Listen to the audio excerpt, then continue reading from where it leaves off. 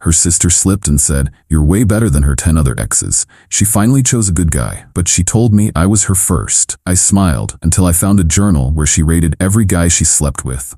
I was last. She came home to a printed copy taped to the door, highlighted in red. Hey viewers, real quick, only 8% of you watching are subscribed, and the channel's kind of stuck right now. If you enjoy these stories, hitting that subscribe button would really help us keep going. Thanks. I'm 29M Jake, typing this while Lisa packs her stuff upstairs. This happened yesterday, and I'm still processing the sheer audacity. Saturday afternoon, Lisa 26F and I were having lunch with her family. Her sister Emma 24F had too much wine and started getting chatty about Lisa's dating history. "Jake, you're seriously the best boyfriend Lisa's ever had. Way better than her other 10 exes. She finally chose a good guy." The table went quiet. Lisa's face turned red. Her mom shot Emma a look that could kill. 10 other exes? I kept my voice casual, but my brain was doing math. Lisa forced a laugh. "Emma's exaggerating. You know how she gets with wine." But Emma wasn't done. "Remember that guy Marcus? And before him there was Tyler and that jerk from college." "Emma, shut up." Lisa's voice was sharp now. I'd been with Lisa for 8 months. She told me early on that she'd only been with one guy before me. Her high school boyfriend Tommy. Said she wanted to wait for the right person, that intimacy was special to her. I respected that. Found it refreshing, actually. Turns out I was number 12, not number 2. The rest of lunch was awkward. Lisa kept apologizing for Emma's confusion. Emma kept drinking and looking confused about why everyone was mad at her. That evening, Lisa tried to smooth things over. "Jake, Emma was drunk. She gets our friend group mixed up with my dating life. You know how sisters are." Lisa, she was pretty specific. She even started naming guys. "She's thinking of my college friends' boyfriends." Emma's always been weird about details. I wanted to believe her, but something felt off. Lisa was fidgety, avoiding eye contact, over-explaining everything.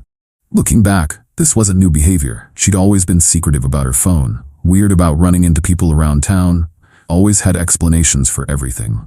Sunday evening, Lisa was at her book club. I was looking for my phone charger and remembered seeing one in her nightstand drawer last week. That's when I found it. A leather journal tucked behind some magazines. I wasn't snooping. I was literally reaching for a charger cable when I felt it, but when I pulled it out, it fell open to a page titled "The Complete List" in Lisa's handwriting. My stomach dropped. It was a rating system. Names, dates, scores out of 10 for different categories: performance, size, technique, relationship potential, overall experience. Detailed notes about what each guy did right or wrong.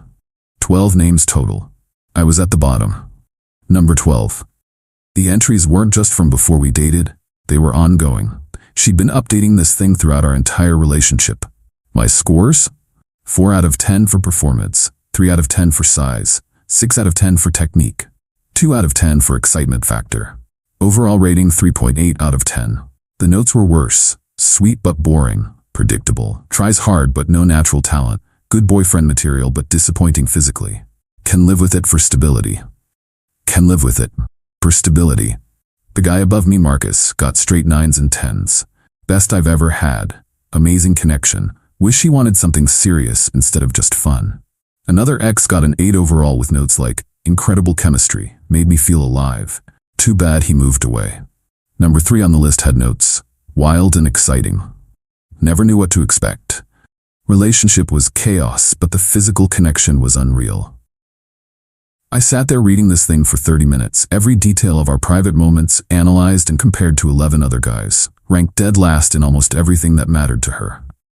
Entry after entry showed me what Lisa really thought, that I was safe, reliable, boring, the guy she settled for when the exciting ones didn't work out. The most recent entry was from last week, 8 months with Jake. Still hoping things improve, but starting to accept this is just how he is. At least he's stable and treats me well. Good enough for long term, even if not exciting. When Lisa got home, I was sitting at the kitchen table with the journal closed in front of me. "Hey babe, how was book club?" She kissed my cheek like nothing had happened. "Interesting, I was looking for a phone charger in your nightstand." She glanced at the journal and her face went white. "Jake, I can explain." "Explain what? That you've been lying to me for 8 months? That I'm actually your 12th, not your second? That you've been rating our sex life like a Yelp review? It's not what it looks like." It's exactly what it looks like, Lisa. You kept a scorecard. I'm in last place. She started crying. Jake, those numbers don't mean anything. I love you. You love that I'm stable. You love that I'm good enough for long term. You settled for me because the guys you actually wanted didn't want commitment. That's not true. It's written in your handwriting, Lisa. Can live with it for stability. Your words. Jake, please. That was just frustration. Everyone has bad moments. The last entry is from last week. You wrote that you're starting to accept this is just how I am 1 week ago. She had no answer for that. Pack your stuff, Lisa. We're done. You can't be serious. You're ending us over some stupid journal. I'm ending us because you've been lying to me about who you are, and because apparently I'm the worst of 12 guys you've been with. Jake, I'll throw the journal away. We can start fresh. The journal isn't the problem, Lisa. The problem is that you think so little of me but stayed anyway because I'm safe. That's not love. That's settling. She cried harder. Where am I supposed to go? Call Marcus. He got straight 9s. I went to my office, scanned every page of that journal, and printed the whole thing. Took about an hour to get every page clear and readable. While Lisa showered, I highlighted every mention of my name in red. Every score, every comment, every comparison to other guys. Then I taped the printed pages to the inside of our front door. All 22 pages. She'd see them the moment she tried to leave. When she came out of the shower, I was sitting on the couch. Your bags are packed and by the door. Your printed journal is taped to it. Might want to grab both. She looked at me like I'd lost my mind. You printed my private journal? Your private journal where you rated our relationship like a restaurant review? Yeah, I printed it. Jake, that's personal. So was our sex life. But you turned that into data points. She ran to the door, saw the papers, and started ripping them down frantically. This is insane. What's insane is keeping detailed notes on your boyfriend's sexual performance without telling him. You're being cruel. I'm being honest. Something you should try. Lisa grabbed her bags and the torn papers. This isn't over, Jake. Yeah, it is. She slammed the door so hard the walls shook. Update 1. 1 week later. The fallout has been exactly what you'd expect. Thanks for the comments. Good to know I'm not crazy for having standards. Lisa spent the week trying to do damage control. First came the apologetic texts. Jake, I was keeping that journal from before we got serious. It doesn't reflect how I feel now. Jake, please call me. We can work through this. Jake, I'm staying at Emma's. She feels terrible about what she said. I didn't respond to any of them. Then came the angry texts when she realized I wasn't budging. You had no right to print my private thoughts. You're being ridiculous over something that doesn't matter. I hope you're happy ruining what we had over your ego. Tuesday, Emma called me. Jake, Lisa's a mess. She really loves you.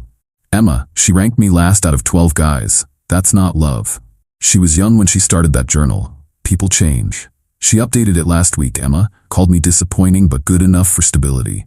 Maybe you could try being more, I don't know, exciting? The audacity. Emma, your sister lied to me for 8 months about her entire dating history. This isn't about me being exciting enough. She was protecting your feelings. By lying and keeping a scorecard, that's not protection. That's manipulation. I hung up. Wednesday, Lisa's mom called. Jake, Lisa made a mistake, but this is fixable. Mrs. Chen, your daughter lied to me about being essentially a virgin, then kept detailed notes about how disappointing I am in bed. What exactly is fixable about that? She chose you, Jake. That has to count for something. She settled for me. She literally wrote that she can live with it for stability. That's not choosing someone. That's accepting them as good enough. Jake, she's young. She's learning about relationships. She's 26, not 16. And she learned enough to rate 12 different guys with detailed performance reviews. Thursday brought the reality check I needed. My buddy Alex called. Dude, I heard about you and Lisa. That journal thing is crazy. How'd you hear about it? Lisa called Sarah crying about it. Sarah told me. But here's the thing. I knew about some of Lisa's exes. She wasn't exactly quiet about her dating life in college. What do you mean? Remember when you guys first started dating, and you mentioned she was inexperienced? I almost said something then, but figured it wasn't my business. You knew she was lying? Jake, half our friend group knew Lisa in college. She dated constantly, had a reputation for being particular about guys, always comparing them to each other. So other people knew. Lisa had been lying to me while our mutual friends knew the truth. Why didn't anyone say anything? Because nobody wanted to get involved in relationship drama. Plus, we figured if she wanted to reinvent herself with you, that was her business. Reinvent herself? Lisa was always pretty shallow about dating, really focused on looks and performance over personality. We thought maybe she'd grown up when she got with you. Turns out Lisa hadn't grown up, she'd just gotten better at hiding who she really was. Friday, I got the validation I needed. I was at the gym when Marcus walked over. Yeah, the 9 out of 10 Marcus from the journal. Jake, right? I'm Marcus. I think we need to talk. My first instinct was to avoid drama, but curiosity won. What's up? Lisa came by my place yesterday. Wanted to reconnect, started telling me about your breakup. And she showed me some journal pages and asked what I thought about her rating system, like she wanted my opinion on whether her scores were fair. I stared at him. She showed you the journal? Parts of it, including her notes about me. Look, I'm not trying to cause problems, but you should know she did the same thing when we dated. The rating system? Yep. Found out she was taking notes on our dates, comparing me to other guys, keeping track of everything. Made me feel like I was being evaluated constantly. Why'd you break up? Because dating someone who treats relationships like performance reviews is exhausting. She was never just present in the moment, always analyzing, comparing, keeping score. She told me you didn't want commitment. Marcus laughed. I didn't want commitment with someone who treated me like a test subject. Big difference. So Lisa's pattern went back years. The journal wasn't some recent thing. It was how she approached all relationships. Update 2. 3 weeks later. Lisa's desperation reached new heights this week, and I learned just how deep her deception went. Our mutual friend group had a barbecue Saturday. I wasn't sure if I should go, but decided I wasn't going to hide. Lisa showed up an hour later with some guy I'd never seen before. Tall, muscular, looked like he stepped out of a fitness magazine. Lisa was all over him, laughing too loud, touching his arm constantly, making sure everyone noticed. Our friend Mike pulled me aside. Dude, she's totally trying to make you jealous. Mission failed. I feel bad for the guy. You're not bothered at all? Mike, would you be jealous if your ex brought a new guy to prove she was over you? Probably, yeah. Even if you found out she'd been rating your performance and you came in last place? Oh, yeah, that changes things.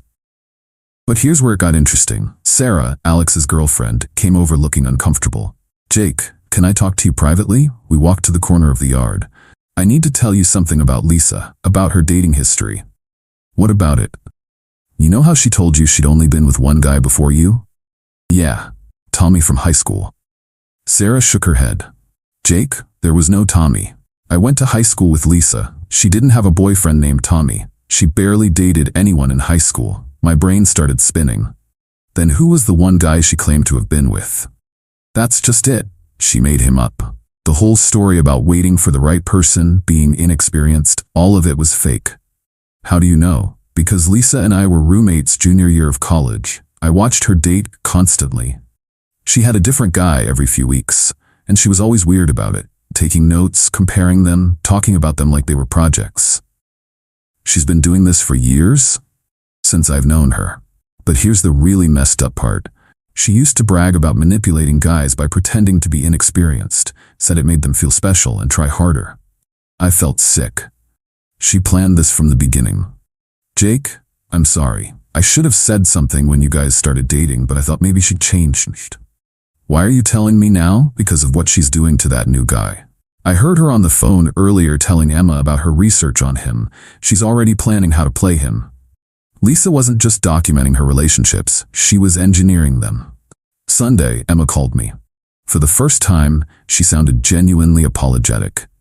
Jake, I owe you a huge apology. For what? For what I said at lunch that day, and for defending Lisa this whole time. What changed your mind? I found something in Lisa's old room at my parents' house, a box of journals, not just the one you found, journals going back to college.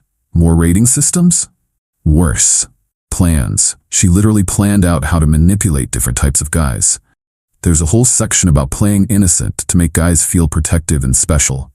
Emma, Jake, there's a page about you, from before you guys even started dating.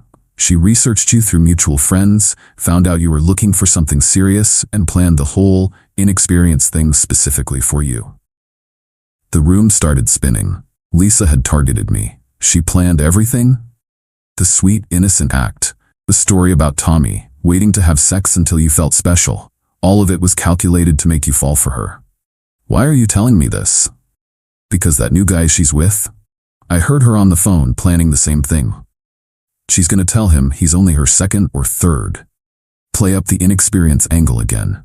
Emma, your sister is seriously messed up. I know, and I'm sorry I helped her cover for it. Final update. 2 months later. Time for the final chapter. Lisa's house of lies finally collapsed completely, and the ending was more satisfying than I could have imagined. Last month I ran into fitness magazine guy. Turns out his name is Ryan, at the coffee shop near my office. You're Jake, right? Lisa's ex? Yeah, you're the guy from the barbecue. Former guy. That situation went south fast. What happened? Found out she'd been lying about everything. Her dating history, her experience level, even her name. Her name? She told me her name was Elizabeth and that she went by Lisa as a nickname. Her real name is Lisa Marie, but she's been telling guys different versions of her name and background for years. Damn. But here's the kicker. I found her journal. Same setup you probably saw. Ratings, comparisons, detailed plans for manipulating guys. She didn't learn anything. Gets worse. I was number 13 on her list. She literally wrote that she was upgrading from you because I was more physically appealing, but that she'd probably have to downgrade again because I was too smart to control long term. So I wasn't even Lisa's rock bottom. I was just another step in her ongoing project. How'd you find out about the lying? Her sister Emma actually called me, warned me about Lisa's patterns, and told me to run. Emma had apparently decided to stop enabling Lisa's behavior entirely. What did you do? Same thing you did. Printed out her journal pages and left them where she'd find them. But I went a step further. How? Posted the relevant pages in our college alumni Facebook group. Turns out there are a lot of guys who've dealt with Lisa's rating system over the years. Ryan showed me his phone. The Facebook post had over 200 comments from guys sharing similar experiences with Lisa. The word predatory came up a lot. She's basically been running the same con for years. Target nice guys, play innocent, get them emotionally invested, then treat them like experiments while looking for upgrades. 3 weeks ago I got a call from Marcus. Jake, you need to hear this. Lisa called me crying yesterday. About what? The Facebook thing blew up her whole social circle. She's apparently had to move back in with her parents because none of her friends want to deal with her anymore. Good. But here's the best part. She asked if I thought she could rebuild her reputation by getting back together with one of her exes and proving she'd changed. Let me guess, she wanted to get back with you? Nope. She wanted to get back with you. I laughed out loud. After everything that happened, she said you were the most forgiving of her exes and she could probably convince you she'd learned her lesson. Even at rock bottom, Lisa was still scheming. What did you tell her? That she'd burned that bridge pretty thoroughly when she rated you last place in her journal. Last week I got one final text from Lisa. Jake, I know you hate me, but I want you to know I really did love you. I just didn't know how to show it properly. I'm sorry for everything.